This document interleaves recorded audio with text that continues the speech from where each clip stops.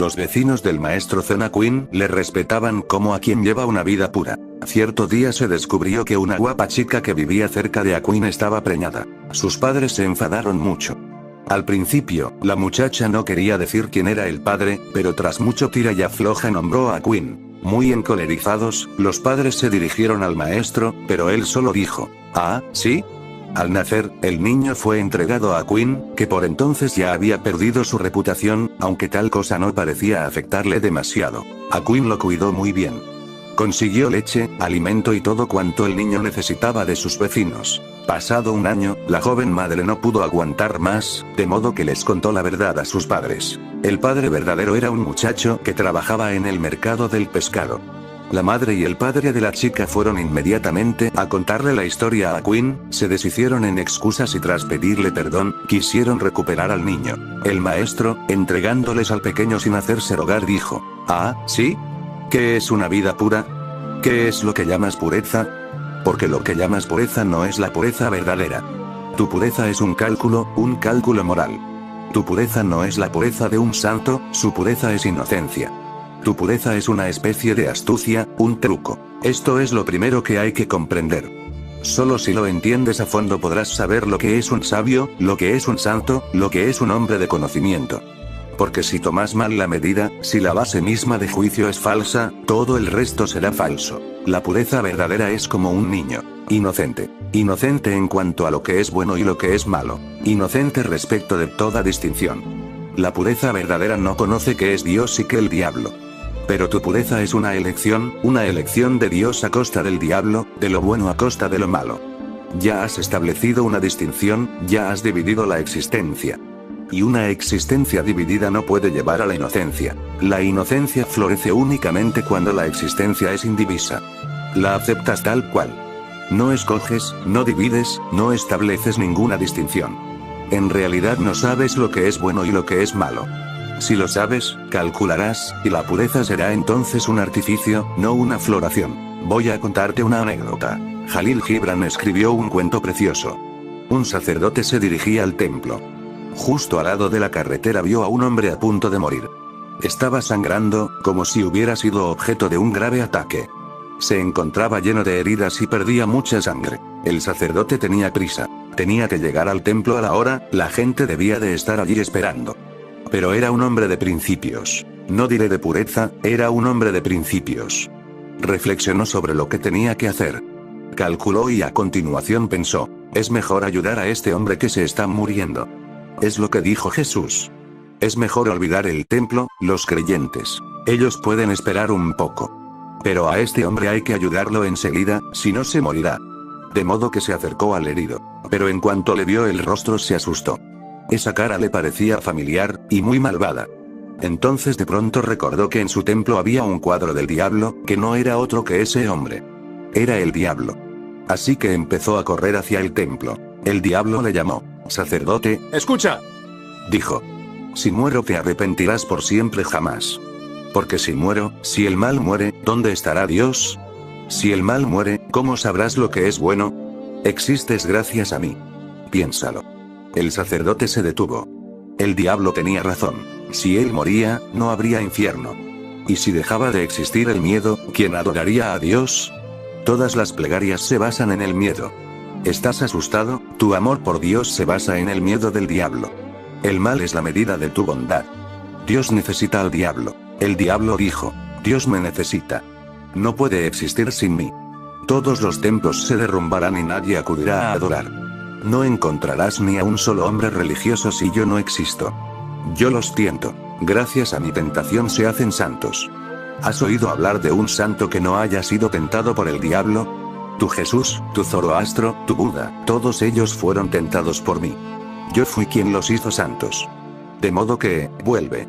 El sacerdote vaciló un poco, pero el diablo era lógico, lo es siempre. Es la lógica encarnada. No puedes razonar con él, no puedes discutir. Si discutes, pierdes. No puedes ganar una discusión con el diablo. El sacerdote tuvo que darle la razón. Dijo, parece que tienes razón. ¿Dónde estaríamos sin ti? De modo que llevó a cuestas al diablo hasta el hospital. Esperó allí hasta tener la certeza de que ya no había peligro y que sobreviviría, y de esta forma también sobrevivirían todos los templos, todos los sacerdotes y todas las religiones. Este sacerdote es un hombre moral, pero no un hombre puro. Su vida es un cálculo matemático, y si calculas ya has sido vencido por el diablo. No puedes calcular mejor que él.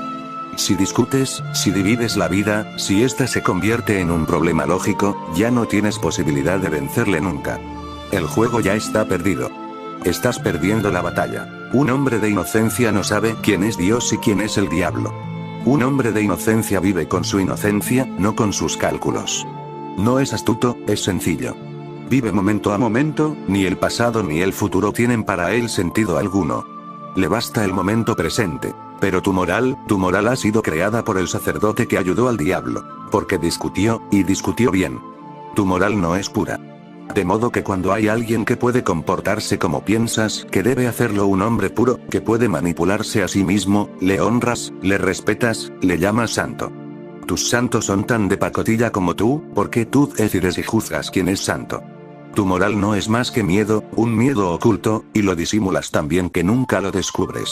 ¿Cómo puede volverse inocente un cálculo? Y si no te vuelves inocente, inocente como los árboles, inocente como los animales, inocente como los recién nacidos, ¿cómo puede sucederte la pureza? No es algo que puedas controlar. Si controlas, es represión y siempre está presente lo contrario. Si te vuelves casto, el sexo está ahí escondido, en el inconsciente, esperando el momento de exigir, de rebelarse. Si te vuelves no violento, la violencia está allí. El contrario no puede ser eliminado. Si escoges, el contrario queda siempre reprimido. Es lo único que puedes hacer.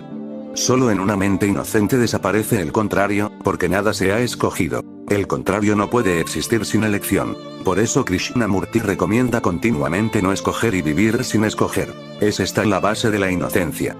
Pero tú puedes engañarte a ti mismo escogiendo no escoger. Como Krishnamurti dice, no escojas, no escogeré. Si tú decides, ha entrado en escena la voluntad, y la voluntad es astuta. Si tú decides no escoger, tu abstención será parte de una moral, no de la pureza. Limítate a comprender, no escojas, ni siquiera escojas no escoger. Limítate a comprender el conjunto de la situación, que todo cuanto escojas, todo cuanto hagas, nacerá de la mente calculadora. No puede ser lo auténtico. Tu mente solo puede producir sueños, no puede producir la verdad. Esta no puede ser producida, nadie puede producirla. Está ahí, hay que verla. No hay que hacer nada, basta con una mirada sin prejuicios, una mirada sin elección, una mirada sin distinciones. Un hombre de Dios, si ha reprimido, si ha negado al diablo, no es un hombre de Dios auténtico. El diablo estará a la vuelta de la esquina. Una vez que has dividido, estás atrapado en la batalla de los contrarios y serás aplastado. Si no decides, no sabes lo que es bueno, lo que es malo, te limitas a aceptar cuanto sucede. ¿Sucede? ¿Qué puedes hacer? No se puede hacer nada. De modo que flotas como una nube blanca. No sabes a dónde vas, ni por qué vas. El viento sopla hacia el norte, vas hacia el norte. El viento virá entonces hacia el sur, te deslizas hacia el sur. Flotas con el viento. No dices, voy hacia el sur, no puedo ir hacia el norte. No luchas. Un hombre de pureza no es un soldado, es un santo. Y un hombre de moral es un soldado, no es un santo. Claro está que la lucha es por dentro, no por fuera. Claro que la lucha no es con otro, sino consigo mismo. Pero hay lucha. No te hace falta ser un luchador. Y si luchas, perderás la batalla. ¿Cómo puedes luchar contra el todo? Solo eres una parte diminuta, una parte atómica. ¿Cómo puedes luchar contra el todo? Un hombre de pureza ni lucha ni se rinde, porque también la rendición pertenece al soldado. Primero lucha, luego encuentra imposible ganar, y entonces se entrega. Su entrega es también de segunda mano, llega gracias a la lucha. Un hombre de pureza sencillamente existe. No es un luchador, no tiene por qué rendirse. No hay nada que entregar, nadie a quien entregarlo. ¿Quién va a entregarse y qué es lo que hay que entregar? Nunca ha luchado. La comprensión te lleva a la aceptación, y esta te da pureza. Pero esta pureza no puede ser honrada por la gente, por los vecinos. No la pueden entender. La moral pertenece a un país, la pureza no pertenece a ningún país. La moral pertenece a una época, la pureza es intemporal. La moral pertenece a esta sociedad, o a esta otra. Hay tantas morales como sociedades. La pureza es una, vayas a donde vayas es la misma, como el sabor del mar. Vayas a donde vayas es salado. Si saboreas un Buda, un Jesús, un Ramakrishna, todos ellos son como el mar, el mismo sabor salado. Pero un hombre de moral es diferente. Un hombre de moral, si es musulmán, será diferente. Si es hindú, no puede ser igual. Si es cristiano, también será diferente. Un hombre de moral tiene que seguir el código, la ley de la sociedad. Las sociedades son muchas, las morales son millones. Las sociedades cambian, las morales cambian. La pureza es eterna. Trasciende el tiempo y el espacio. Trasciende clima, países. Trasciende tribus. Trasciende cuanto está hecho por el hombre. La pureza no está hecha por el hombre. Las morales sí lo están. Ahora deberíamos entrar en esta bella historia, que sucedió en realidad, es un hecho histórico. Los vecinos del maestro Zona Queen le respetaban como a quien lleva una vida pura. No sabían, no se daban cuenta de que la pureza de sus mentalidades no puede aplicarse a este hombre. No se daban cuenta. Pensaban, es un hombre moral, y no era un hombre moral. Era un hombre puro, un hombre inocente, pero no un hombre moral. Era un hombre religioso, y recuerda la diferencia, pertenecía a la inocencia eterna, era como un niño. Pero la gente le respetaba porque todavía no se habían dado cuenta de la distinción entre moral y pureza amoral. Pensaban que era un santo, pero no era santo tal como ellos lo entendían.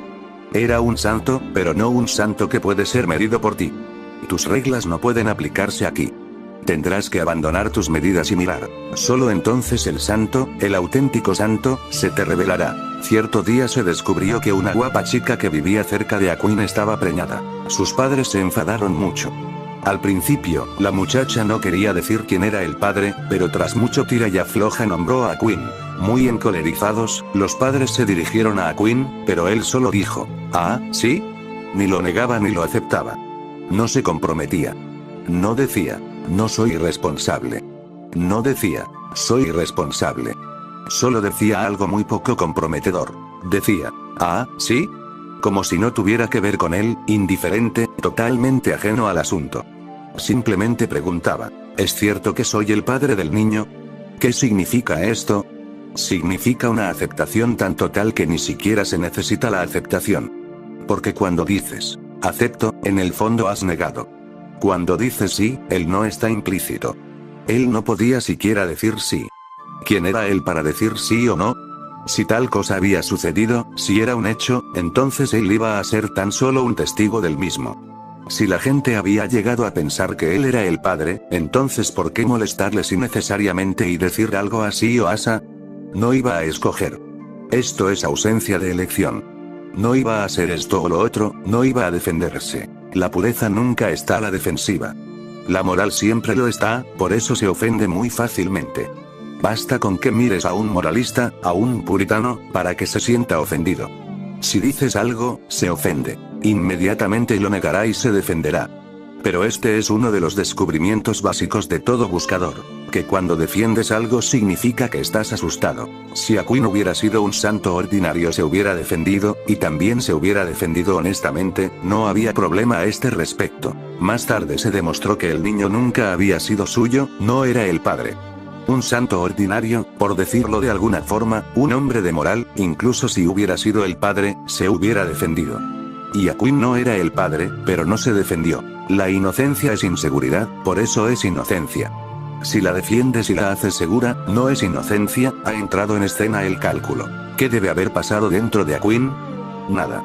Se limitó a escuchar el hecho de que la gente había empezado a creer que él era el padre, por lo que preguntó, ¿ah, sí?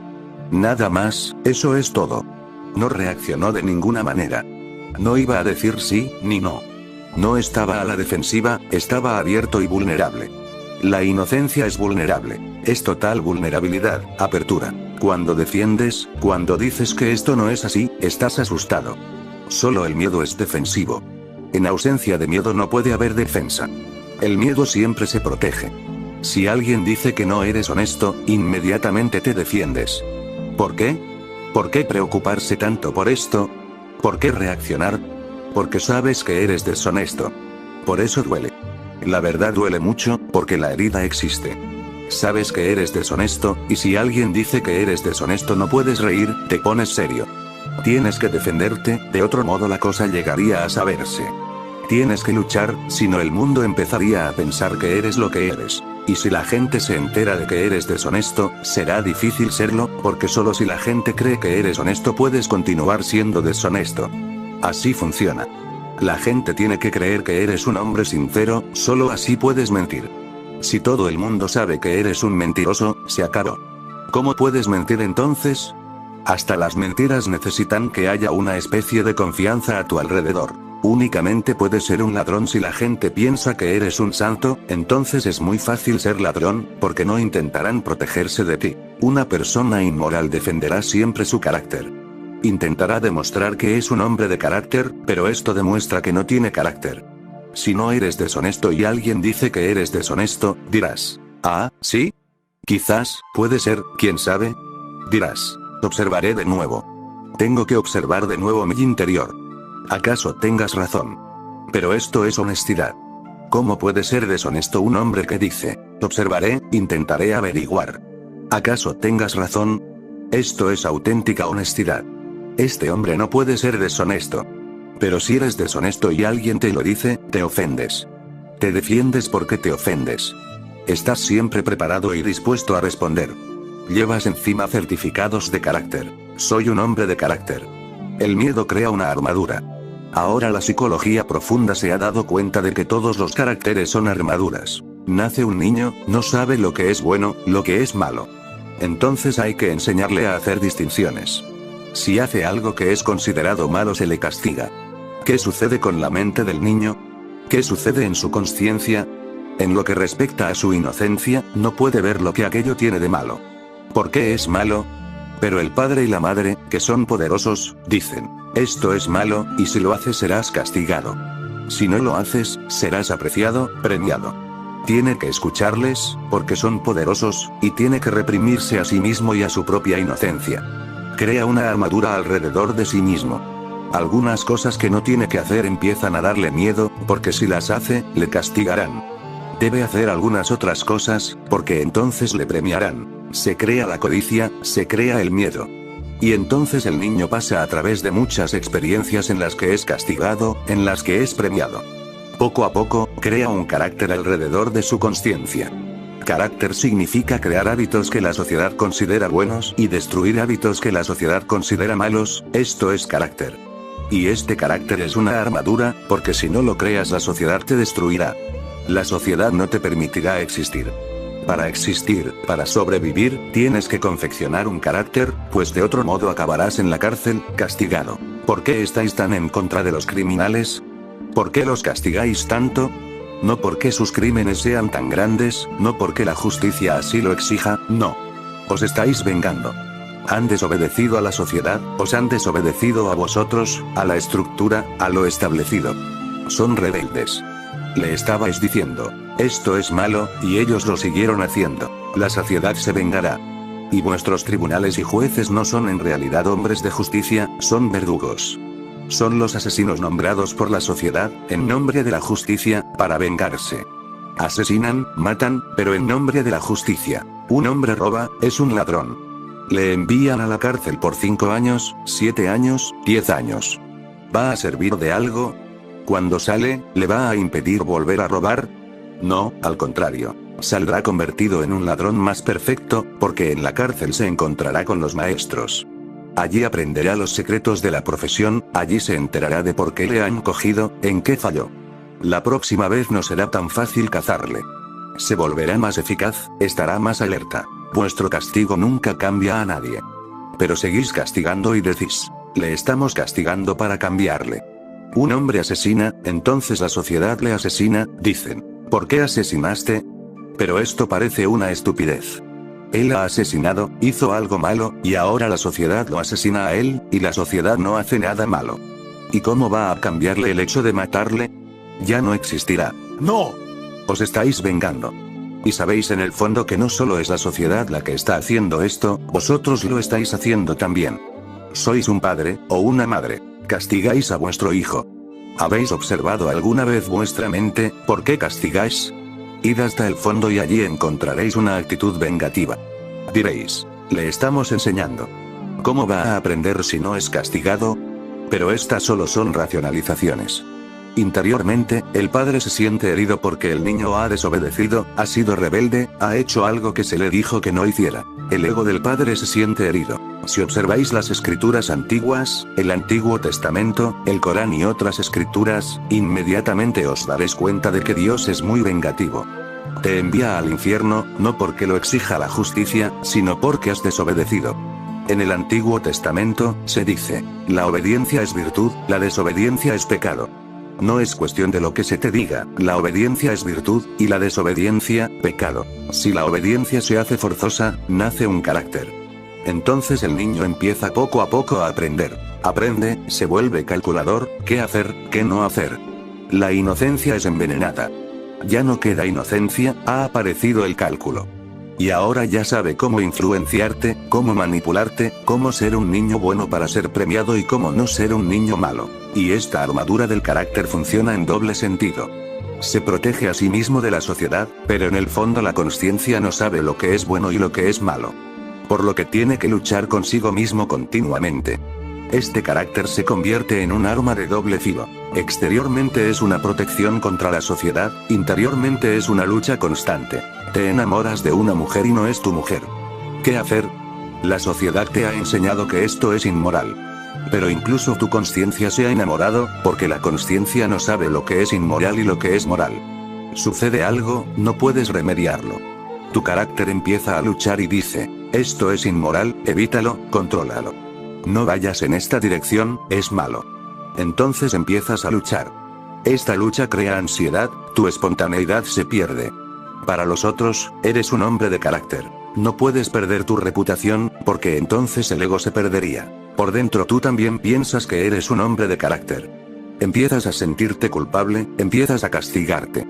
Tantos monjes en tantos monasterios ayunan no por ser un acto religioso, sino como autocastigo. Se sienten culpables, continuamente. Y es muy difícil encontrar un monje que no se sienta culpable, muy difícil, porque todo es malo. Mirar una mujer bella es malo, comer algo sabroso es malo, sentirse cómodo es malo. Todo es malo. Continua culpabilidad, de modo que ¿qué hacer ahora? Solo queda una cosa, no es un criminal, porque no ha hecho nada, por lo que la sociedad no le puede castigar. Y todos le respetáis. Así que ¿qué puede hacer? Tiene que castigarse a sí mismo. Comenzará un ayuno. Empezará una vigilia de 7 días. No se permitirá dormir, no se permitirá sentirse cómodo, no comerá cosas sabrosas, no mirará nada bello, no gozará de nada. De esta manera se castigará a sí mismo, y cuanto más se autocastiga, más honorable se vuelve a vuestros ojos. Y no es, sino un hombre enfermo, un pervertido. Es patológico, es un caso clínico. Hay que estudiarlo, no respetarlo. Algo le ha fallado dentro. Su mente no está bien. Se haya dividido, fragmentado, está continuamente en contra de sí mismo. Esto es lo que significa ansiedad. Cuando estás en contra de ti mismo, estás ansioso. Luchar continuamente contra ti mismo creará tensión. Y nunca te puedes permitir nada, porque temes que si lo haces todo lo que has reprimido saldrá a la superficie. No puedes relajarte. Vuestros así llamados santos no pueden relajarse. Ni siquiera durmiendo pueden hacerlo, porque tienen miedo de la relajación. Si se relajan, ¿qué sucederá? Entonces el cuerpo dirá, ponte cómodo. Entonces la mente dirá, encuentra sabroso el alimento, encuentra alimento sabroso. Entonces el cuerpo deseará, encuentra una mujer, encuentra un bello cuerpo que abrazar. Encuentra a alguien con quien te puedas unir y fundir. Si te relajas, también se relajará todo lo que has reprimido. De modo que vuestros santos no pueden relajarse, tienen miedo de hacerlo. Están tensos, continuamente tensos, se puede sentir esta tensión. Si te acercas a un santo, a su alrededor hay un campo de tensión. Si te acercas a un santo también te pondrás tenso. Pero un santo auténtico, un sabio, que es un hombre de pureza, no un hombre de moralidad, está continuamente relajado, y si te acercas a él te sentirás relajado. Pero entonces quizás te asustes, porque en ese estado de ánimo es más fácil que tus propias represiones empiecen a aflorar.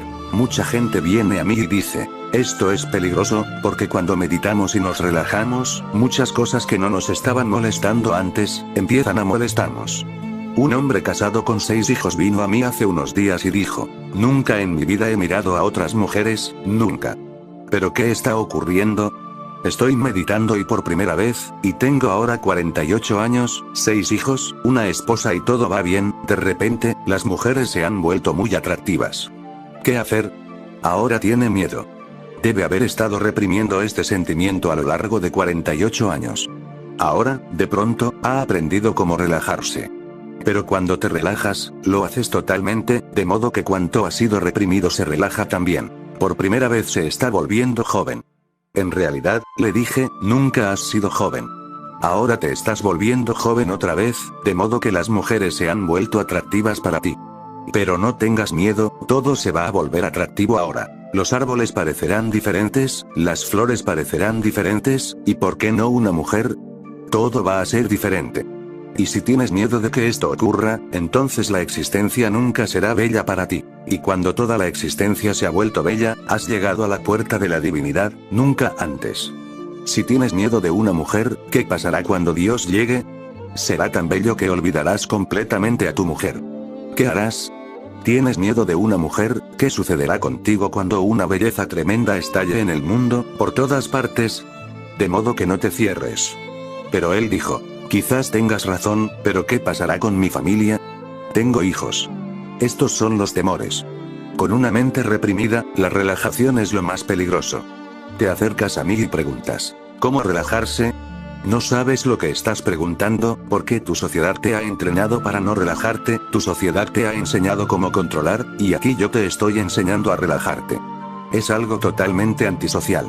Pero Dios es antisocial. El más allá es antisocial. Tu sociedad es creación de mentes patológicas como la tuya. Han hecho normas y reglas, y los tipos patológicos son siempre muy eficaces a la hora de hacer reglas y normas.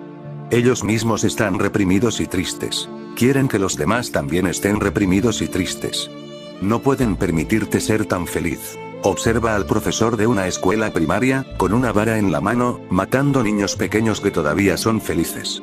La sociedad no los ha destruido, todavía son espontáneos. Observa a este profesor. Triste, enfadado, siempre matando lo natural, el Tao, lo espontáneo. Solo será feliz cuando todos estos niños se vuelvan viejos y muertos.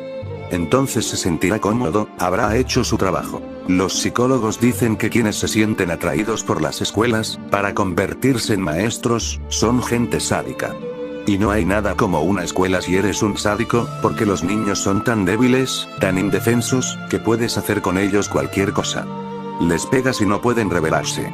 Haces algo y no pueden responder, tendrán que aguantar. Y estás haciendo esto por su propio bien, de modo que no se te puede reprochar. Le estás ayudando a crecer. Pear le ha dicho que toda la sociedad está loca y que los niños caen en manos de muchos locos. Llegan inocentes, pero inmediatamente nos ocupamos de ellos y los convertimos en locos. Algunos de ellos huyen por la puerta de servicio. Son criminales. Y otros huyen por la puerta principal. Son sabios. Los sabios y los criminales tienen una cualidad en común: la rebeldía. Pero el criminal se ha torcido en su rebeldía. Su rebeldía es destructiva, no creativa. Mientras que el santo ha tomado un camino de rebeldía, pero creativa. Sus padres se enfadaron mucho. Al principio, la muchacha no quería decir quién era el padre, pero tras mucho tira y afloja nombró a Quinn. Muy encolerizados, los padres se dirigieron a Quinn, pero él solo dijo, «Ah, ¿sí?». Al nacer, el niño fue entregado a Quinn, que por entonces ya había perdido su reputación, aunque tal cosa no parecía afectarle demasiado. Un sabio, un hombre puro, no encuentra muy diferente que le honres o le deshonres. De hecho, lo que pienses de él no tiene importancia. ¿Por qué te importa tanto lo que piensan los otros? ¿Por qué las opiniones de los otros son tan importantes para ti? ¿Por qué te preocupas tanto? Porque no sabes quién eres. Dependes de sus opiniones sobre ti. Es el único conocimiento que tienes sobre ti mismo. Si dicen que eres bueno, eres bueno. Si dicen que eres malo, eres malo. No tienes nada dentro que pueda decir. Sus opiniones son sus opiniones. Si soy bueno, soy bueno. Lo que digan no cambia nada. Si soy malo, soy malo. Todo el mundo puede respetarme como a un santo, pero si soy malo, sé que soy malo, y esta fama no puede convertirse en un sustituto, es inútil. Y si soy bueno, todo el mundo puede decir que no soy bueno, malo, perverso, el mismo diablo encarnado. ¿Cómo puede esto cambiar nada? Quien se conoce a sí mismo nunca se preocupa por lo que piensas de él. Pero quien no se conoce a sí mismo siempre está preocupado, porque todo su conocimiento consiste en tus opiniones. Su conocimiento es solo un archivo en el que ha acumulado lo que la gente piensa de él.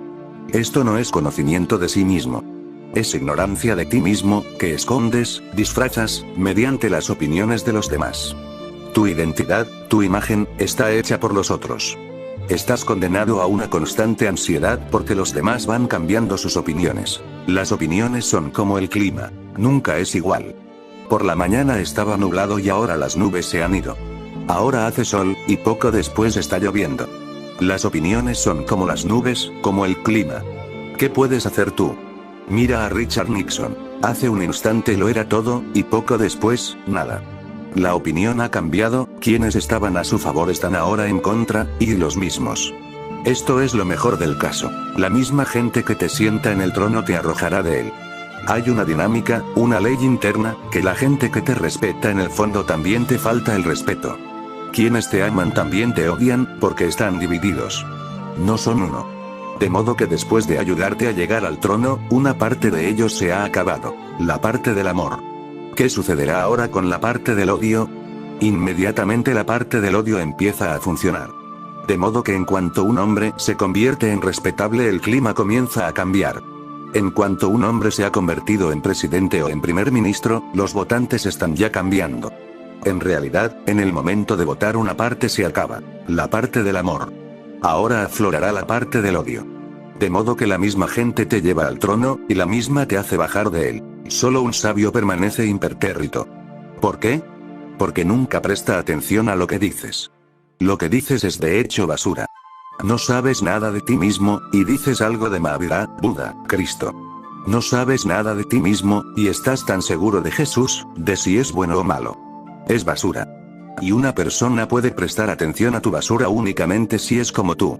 Un sabio no es como tú, y esta es la diferencia. Al nacer, el niño fue entregado a Quinn, que por entonces ya había perdido su reputación. Naturalmente, obviamente, los mismos que pensaron que era un sabio empezaron a pensar que se trataba de un diablo. Había cometido el pecado más grave, porque para la gente el sexo es el pecado más grave. Estás tan en contra de la vida que el sexo se ha convertido en el pecado más grave, porque el sexo es el origen de la vida. Estás tan muerto, por eso el sexo se ha convertido en el pecado más grave. El sexo es el fenómeno más vivo del mundo. No hay nada tan vivo como el sexo. Llegas a través de él, al igual que los árboles o los pájaros. Todo llega a través de él. Y todo lo que se vuelve vivo lo es gracias a él. El sexo es la fuente originaria. Si puedes dar un paralelo a Dios en este mundo, es el sexo. Por eso los hindúes han creado su símbolo, el Shivalinga. Los hindúes son realmente excepcionales, sin comparación en este mundo, gente muy valiente, al hacer del Shivalinga, el órgano sexual de Shiva, el símbolo de la divinidad. El sexo es lo más divino en este mundo. ¿Pero por qué lo llamas pecado? Porque desde un principio te han enseñado que es un pecado. Te has olvidado completamente de que saliste de él. Y has disimulado el hecho de que cuando la energía sexual se acabe en ti, morirás. La vida es la energía sexual latiendo dentro de ti. Por eso un joven está más vivo, y un viejo está menos vivo. ¿Qué diferencia hay entre un joven y un viejo? En los jóvenes, la energía sexual está crecida. En el viejo, el aprovisionamiento ha desaparecido, la corriente está bajando. Se ha convertido en un chorrito. En cuanto la energía sexual desaparece, estás muerto. El sexo es vida, y hemos hecho de él el mayor pecado. En el fondo estamos contra la vida. Por eso cuando te enteras de que un santo ha tenido una relación sexual, toda su reputación desaparece de golpe. Si fuera un ladrón no sería tan malo, le hubieras podido perdonar. Si se dedicara a acumular dinero, vuestros santos se dedican a ello, le hubieras podido perdonar. No sería un gran problema, la codicia no es un gran problema. Cualquier otra cosa que hubiera estado haciendo, le hubieras podido perdonar, pero sexo, imposible. Nos hemos vuelto enemigos tan mortales de él que los cristianos dicen que Jesús nació sin sexo. Porque ¿cómo puede Jesús nacer del sexo, el pecado original? ¿Cómo puede Jesús nacer del sexo? Todo el mundo nace del sexo. Jesús, no. Como el sexo es algo tan peligroso, dicen que Jesús nació del Espíritu Santo. Jesús no tiene padre, no ha habido contacto sexual. Salió de la matriz sin ningún contacto con el otro sexo. ¿Por qué este sinsentido? Pero dejemos a un lado a Jesús y a los cristianos. Tú. Si piensas siquiera que tu padre, en uno u otro momento, debe estar haciendo el amor con tu madre, te sentirás culpable. ¿Cómo naciste tú? No eres un bastardo. Pero solo pensar en tu padre haciéndole el amor a tu madre, todo esto parece feo. Parece tan feo que no puedes imaginar a tu padre haciéndolo. Otros pueden estar haciéndolo, pero tu padre... Imposible. Has nacido de un padre brahmachari, célibe. Es lo que los cristianos dicen de Jesús. Y cuando llegas a la certeza de que un santo, un gran sabio como Aquín, ha dejado preñada a una chica, obviamente no solo se ha esfumado el respeto. Debió de ser fuertemente insultado. Debe de volverse imposible para él ir por la ciudad pidiendo limosna. La gente seguramente le arrojaría piedras, los mismos que le habían llevado guirnaldas y flores y se habían inclinado ante sus pies, los mismos. Pero Aquín no se inmutaba. Aquín lo cuidó muy bien. Consiguió leche, alimento y todo cuanto el niño necesitaba de sus vecinos. Pasado un año, la joven madre no pudo aguantar más, de modo que les contó la verdad a sus padres. Debió de ser demasiado para ella ver que el respeto por Aquín se perdía, que la gente le insultaba, que toda la ciudad estaba en su contra, y que él, mientras tanto, seguía mendigando por el niño, para conseguir leche y alimento, las puertas se cerraban en sus narices. Debió de ser verdaderamente difícil para ella. De modo que les contó la verdad a sus padres. El padre verdadero era un muchacho que trabajaba en el mercado del pescado. Siempre trabajan en el mercado del pescado, los padres verdaderos. La madre y el padre de la chica fueron inmediatamente a contarle la historia a Aquín, se deshicieron en excusas, y tras pedirle perdón, quisieron recuperar el niño. El maestro, entregándoles al pequeño sin hacerse rogar, dijo: «Ah, ¿sí? En gracia o en desgracia, el sabio sigue igual. Respetado, insultado, el sabio sigue igual. En la vida o en la muerte, el sabio sigue igual». De nuevo se limitó a decir las mismas palabras. «Ah, ¿sí?». Otra vez sin comprometerse con nada, sin decir nada, sencillamente aceptando el hecho. «Ah, ¿sí? Muy bien. Esta es la consciencia de la pureza. Cuanto traiga a la vida, dale la bienvenida. Si trae desgracia e insulto, acéptalo, dale la bienvenida. Si trae honor, felicidad, dale la bienvenida, acéptalo. Y no hagas ninguna distinción entre ambos. Si diferencias, tu equilibrio se ha perdido y el equilibrio es la pureza. Cuando eres equilibrado, eres un sabio. Cuando deja de haber equilibrio, estás perdido, te has convertido en un pecador. El pecado no es algo que haces, el pecado es algo que sucede en tu interior cuando el equilibrio se ha perdido. No es un acto, es un equilibrio interno.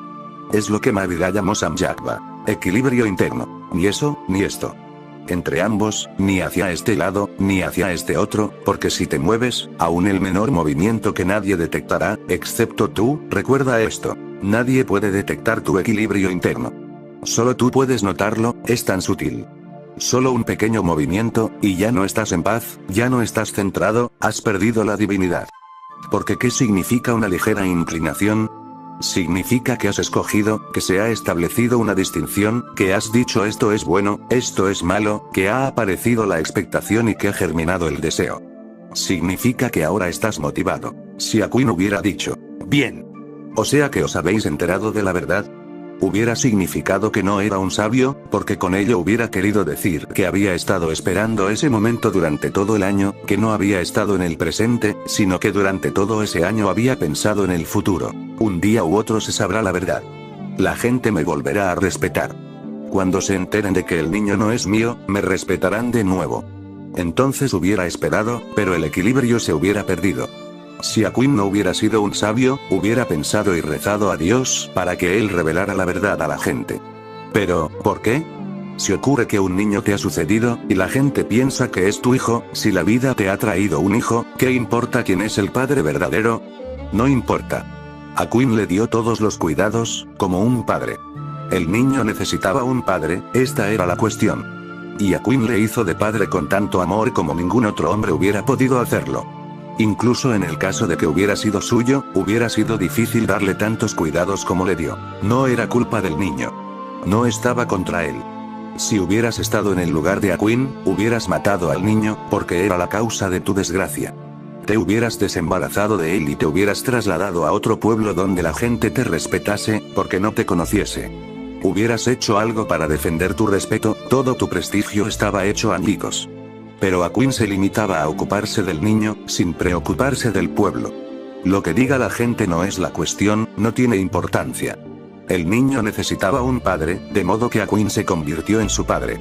No se inmutó, no reaccionó. Y entonces, pasado un año, cuando cuidas a un niño con tanto amor, nace el apego, es inevitable. Aunque el niño no sea tuyo, el niño se vuelve tuyo. Vivir con un niño durante un año y sufrir por él, sacrificar tanto por el niño, hace que nazca un profundo lazo, una profunda relación. Uno se apega. Pero cuando los parientes regresaron y explicaron toda la historia, le pidieron perdón y recuperaron al pequeño, el maestro se lo entregó sin hacerse rogar, sin que hubiera ni un solo temblor de apego.